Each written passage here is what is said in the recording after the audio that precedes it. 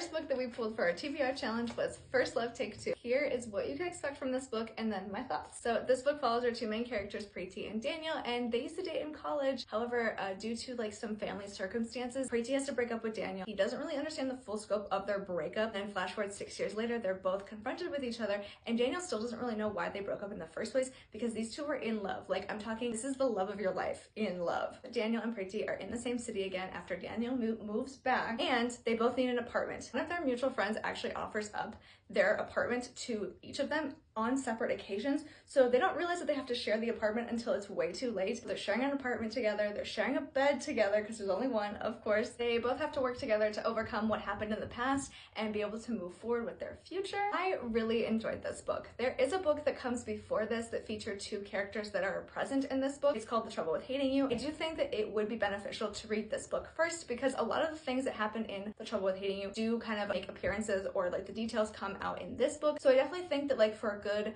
overall reading experience, you should read both of them. You can read First Love Take Two on its own, but you might be not understanding some of the context bits that are discussed in this book. I am a big fan of second chance romance, so it's like no surprise that of course I really enjoyed this. I like when people are able to like overcome a breakup or something that happened in the past to come together in the future, because I do think that you can grow as a person and you can grow into your relationship, and just because it's not the same as it was before, it can be better in the future. That's kind of how I would describe these two. I think that the relationship in the past is beautiful, but the way that they can grow from those experiences that they have experienced through heartbreak and through all the drama that goes on with their families, they can like come out on the end even stronger than before. It's a very solid second chance romance, so if you really like that trope, I highly recommend.